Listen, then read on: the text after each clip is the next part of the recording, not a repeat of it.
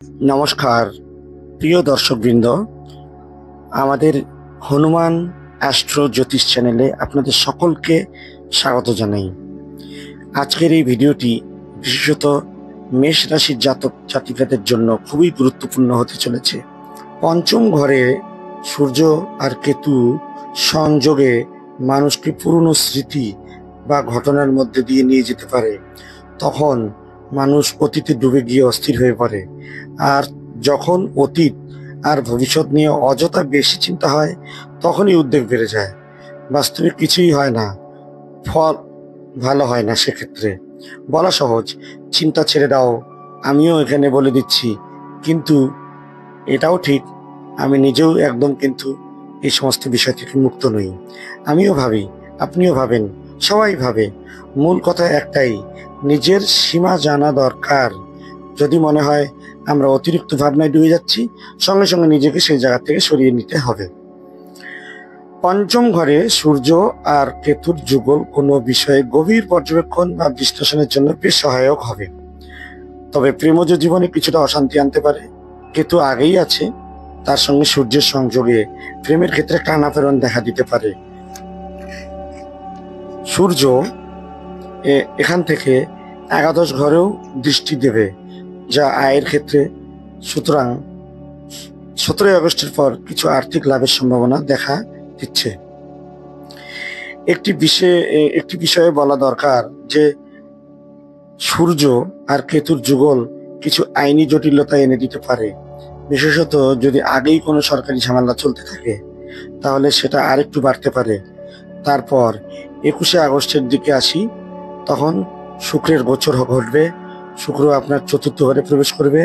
শুক্র আপনার দ্বিতীয় আর সপ্তম ঘরের অধিপতি, অর্থাৎ আর্থিক বিষয়ে আর দাম্পত্য জীবনে গুরুত্বপূর্ণ গ্রহ হয়ে উঠবে। দ্বিতীয় ঘরের অধিপতি চতুর্থ ঘরে এলে গৃহে অর্থাগমের ইঙ্গিত তখন মিলবে। শুক্রের সঙ্গে বুধের যুগল হবে, প্রায় মাসের শেষের পর্যন্ত এই যুগল চলবে। বুধ তৃতীয় আর ষষ্ঠ ঘরের অধিপতি, দুটি উপচয় স্থানের মালিক। শুক্র আর্থিক ত্রিকোণ আর ব্যবসার স্বামী, সুতরাং ব্যবসা বা চাকরিতে অগ্রগতি হতে পারে। নতুন চুক্তি, নতুন বাণিজ্য বা কিছু জমি বাড়ি বিক্রি করে লাভের সুযোগও থাকবে। কারো যদি গাড়ি কেনা বা গাড়ির নতুন সংস্করণ নেওয়ার ইচ্ছা থাকে, ঘরের সাজসজ্জা নতুন করে করার ইচ্ছা থাকে, সেটিও ভালোভাবে সম্ভব হবে। একটা কথা মনে রাখতে হবে, শুক্র যখন দশম ঘরে প্রভাব ফেলে, তখন অফিসের রাজনীতি মাথাচাড়া দিতে পারে। মাসের শেষের দিকে কর্মক্ষেত্রে কারো কথায় ভুল বোঝাবুঝি হতে পারে, সেটাকে এড়িয়ে চলতে হবে। আর ঘরের টাকা পয়সা নিয়ে অযথা তর্ক না করাই ভালো। দরকারের চেয়ে বেশি খরচ করা বা দরকারের চেয়ে বেশি আলোচনা করা, সবই ক্ষতি হয়। 30 আগস্টের দিকে বুধের একেবারে মাসের শেষের দিকে রাশিফলের কিছু পরিবর্তন হবে, তবে সেটা এই মাসের একেবারে শেষের দিকে হওয়ায় ততটা প্রভাব এই মাসে বোঝা যাবে না। তাই সেপ্টেম্বরের রাশিফলে সেই বুধের পরিবর্তন নিয়ে তখন শুরু করা যাবে। সব মিলিয়ে মাসটি মোটামুটি ভালোই যাবে। শুধু আপনার মনের আবেগ আর রাগ নিয়ন্ত্রণ রাখলে, অপ্রয়োজনীয় ঝুঁকি এড়িয়ে চললে এবং শরীর স্বাস্থ্যকে সুরক্ষিত রাখলে কোনো সমস্যা হবে না। এবারে বিশেষ কথায় আসি, এই মাসটা এমন, যদি কারোর সঙ্গে পুরনো কোনো ঝামেলা থাকে, বন্ধু আত্মীয় সম্পর্ক মেরামতের জন্য এই সময় কিন্তু ভালো। জীবনভর কোনো অভিমান টেনে রাখার কোনো মানে হয় না। ক্ষমা ও আলোচনার মাধ্যমে সম্পর্ক আবার নতুন করে করা সম্ভব। এই সময়টা আধ্যাত্মিক চিন্তার জন্য খুব অনুকূল হবে। মন বারবার আধ্যাত্মিকতা খুঁজবে, আর সঠিক অর্থেই জীবনের পূর্ণতা আধ্যাত্মিকতাতেই লুকিয়ে থাকে। টাকা পয়সার প্রয়োজন আছে, তাতে কোনো ভুল নেই, তবে মনে রাখতে হবে এগুলো চিরস্থায়ী সুখ দিতে পারে না। তাই আধ্যাত্মিকতার সঙ্গেই পার্থিব প্রয়াস চলুক, এতেই জীবন সুন্দর হয়। খেয়াল রাখবেন, কোনো বড় ঝুঁকি এ মাসে না নেওয়াই ভালো। অহেতুক বিতর্কে জড়াবেন না। কেউ উস্কানি দিলে তাতে পা দেবেন না। তুলনা করার অভ্যাস বন্ধ করুন। সূর্য কেতুর যুগল আপনাকে তুলনা করতে কিন্তু উস্কাবে। তুলনা করলে হয় হীনমন্যতা হয়, নয়তো অহংকার। দুটোই সেক্ষেত্রে ক্ষতিকর হয়। আরো একটা কথা, কারো কথা শোনার আগে পুরো না শুনে ভুল প্রতিক্রিয়া দেবেন না। চাপ আর খরচ দুটোই বাড়বে। শুরু থেকেই বাজেট ঠিক করে রাখুন।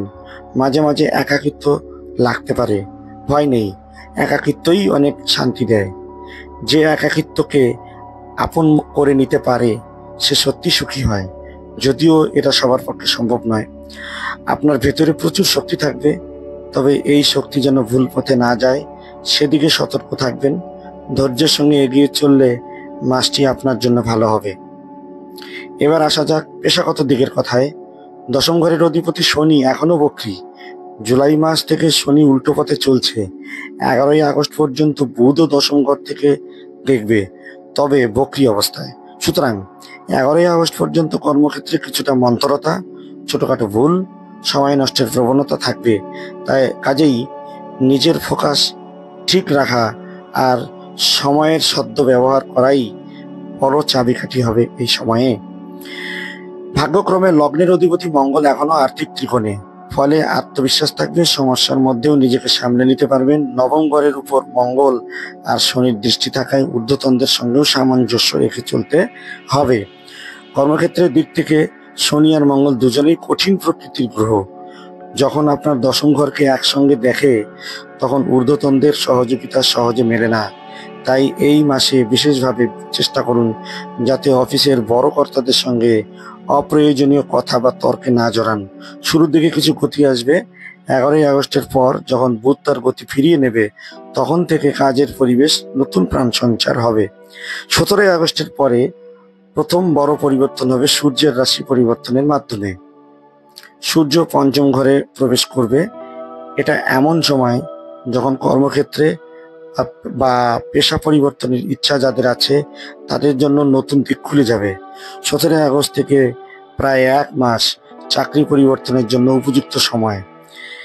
21শে আগস্টে শুক্রের স্থান পরিবর্তন, এরপর শুক্র চতুর্থ ঘরে চলে আসবে। শুক্র আপনার দ্বিতীয় আর সপ্তম ঘরের অধিপতি, অর্থাৎ টাকা আর সম্পর্ক দুয়েরই। এর প্রভাবে বাড়িতে অর্থাগম হতে পারে আর পাশাপাশি পদোন্নতির ইঙ্গিতও মিলে। তবে অফিস পলিটিক্স থেকে সতর্ক থাকতে হবে। নাম আপনার হলেও কৃতিত্ব কেউ ছিনিয়ে নিতে পারে, তাই কোনো কিছু সহজে ধরে নেবেন না। এ বিষয়ে অতি সজাগ থাকুন। প্রায় 2 মাস ধরে বুধের উপচয় ঘরের অধিপতি হয়ে দশম ঘরকে প্রভাবিত করবে। 11 আগস্টের পর থেকে কাজের গতি ফিরবে। 21 তারিখের পরে শুক্র আর বুধের যুগল আপনার কাজকে নতুন করে উদ্যম ও সৃজনশীলতা দান করবে। তাই মাসের প্রথমে ভাগটা একটু ধৈর্য ধরে পার করুন, বাকিটা ধীরে ধীরে ঠিক হয়ে যাবে। কর্মক্ষেত্রের মানুষজন এ মাসে সহকর্মীদের সঙ্গে সম্পর্ক ভালো রাখাটা খুব জরুরি। যদি ঊর্ধ্বতনদের থেকে সমর্থন নাও পান, সহকর্মীরা যেন পাশে থাকে তা তা তা দেখতে হবে। অফিসে যদি কারোর সঙ্গে সম্পর্ক খারাপ থাকে তা এই সময়ই ঠিক করে নিন, না হলে বড় সমস্যায় পড়তে হতে পারে। নিজের স্বাস্থ্যের দিকেও খেয়াল রাখবেন। কাজের চাপ শরীরের প্রভাব ফেলতে দেবেন না। মাসের শুরু আর শেষ ভাগ আত্মবিশ্বাসের টান পড়তে পারে। কারো কথায় প্রভাবিত হয়ে হতাশ হবেন না। নিজের দায়িত্ব আর কর্তব্যে ফোকাস রাখুন। মানুষকে সাহায্য করুন, সহায়তা নিজের কাছেও ফিরে আসবে। যারা টেকনিক্যাল, ফাইন্যান্সিয়াল, শিক্ষা, শিল্প, মেডিকেলের সঙ্গে যুক্ত, এই মাসে তাদের জন্য বেশ ইতিবাচক নতুন সম্ভাবনা থাকবে। ব্যবসার ক্ষেত্রে মাসটি যথেষ্ট ভালো যাবে। সপ্তম ঘরের অধিপতি শুক্র ও ভাগ্যের অধিপতি বৃহস্পতি তথাকথিত একত্রিত থাকায় নতুন কাজ, বন্ধ করা কাজ শেষ করা ইত্যাদি এই নতুন উদ্যোগ এই সময় শুরু হবে। এসব কিন্তু সম্ভব হবে। বিদেশ সংক্রান্ত কাজে লাভের সম্ভাবনা আছে। রাহুর প্রভাবও বিদেশ সংযোগকে জোরদার করছে। 11ই আগস্টের পর বুধের গতি ফেরার ফলে থমকে থাকা পরিকল্পনা গতি পাবে। 17ই আগস্টের সূর্য রাশি পরিবর্তন সরকারি কাজে সুবিধা এনে দিতে পারে, তাই কোনো ফাইল বা কাগজপত্র ঝুলিয়ে রাখবেন না। 21শে আগস্টের পর শুক্র আর বুধের নতুন যুগল বিনিময়ে নতুন পার্টনারশিপ বা নতুন বড় ব্যবসায়িক কাজের দরজা খুলে দেবে। হ্যাঁ, কিছু খরচও হবে, তবে সেটা প্রয়োজনীয়ই। আয়ের অবস্থা ভালো হবে, তবে খরচ সামলাতে কিন্তু হবে। মাসের শুরুর দিকে 10 দিন বিনিয়োগ কিন্তু এড়িয়ে চলবেন। মাসের শেষ 10 দিনের সুযোগ আসবে, বুঝে শুনে তখন এগোতে হবে। প্রেমের সম্পর্কের ক্ষেত্রে দেখা যাচ্ছে যারা যোগাযোগহীন অবস্থায় রয়েছেন তাদের জন্য মাসের মাঝামাঝি পর্যন্ত সময়টা কিছুটা আশা জাগায়, তবে ধীরে বুঝে এগোন। নতুন সম্পর্ক করার সম্ভাবনা এই মাসে তেমন নেই, তবে কথোপকথন কিছুটা এগোতে পারে।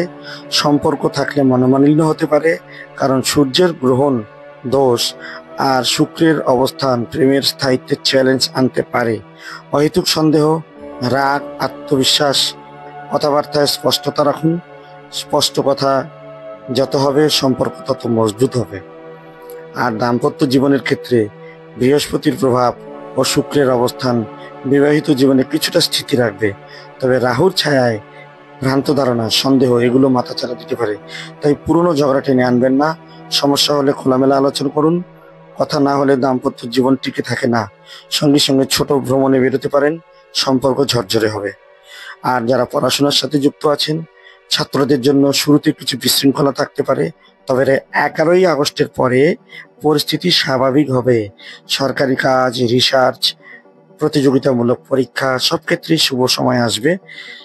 যারা পার্ট টাইম কাজ করছেন তারাও সুফল পেতে পারেন।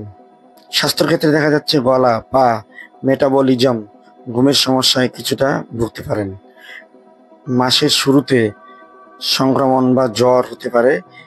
মাঝের সময়ে বুকে বা রক্তচাপ দেখা দিতে পারে। শেষের ভাগে চোখের সমস্যা বা হরমোনাল সমস্যা দেখা দিতে পারে। এসব বিষয়ে সাবধান থাকতে হবে। তবে উপায়ে এই বিষয়ে কিছু আমরা আলোচনা করব। কোনো মন্দিরে 2 প্রকারের ডাল, চাল আর ঘি দান করুন। গরু সেবায় কিছু দান করুন। হনুমানজিকে চামেলি, তেল আর লাড্ডু নিবেদন করুন। 2 বার হনুমান চালিসা পাঠ করুন রোজ। মহাদেবের গঙ্গা জলে অভিষেক করুন। ওম অঘরায় নমঃ মন্ত্র 108 বার জপ করুন। এই ছোট ছোট উপায় আপনাকে সঠিক শক্তি ও মানসিক স্থিতি এনে দেবে। আশা করি মাসটি আপনার সুন্দর কাটবে। আমরা আমাদের এই ভিডিওতে মেষ রাশির সার্বিক যে রাশিফল তাকে ভিত্তি করে এই মাসিক রাশি আলোচনা করলাম। প্রতিটি ব্যক্তির আলাদা আলাদা রাশিচক্র, আলাদা আলাদা গ্রহের ভাব থাকে, তাই প্রত্যেকটি ব্যক্তির আলাদা আলাদা ব্যক্তিগত রাশিফলও হয়, কিন্তু এখানে মেষ রাশির সার্বিক আলোচনা করা হয়েছে। সার্বিক স্থিতি কি আসতে পারে সেই বিষয়ের উপরে ভিত্তি করে আমাদের আজকের এই ভিডিওটি যদি ভালো লাগে লাইক, কমেন্ট, সাবস্ক্রাইব করুন এবং আপনার পরিচিত মেষ রাশির জাতক জাতিকা বন্ধুদেরকে ভিডিওটি শেয়ার করবেন এবং আপনার ব্যক্তিগত জীবনে উন্নতি হোক এই কামনা করে ভিডিওটি শেষ করছি। হর হর মহাদেব, জয় হনুমান।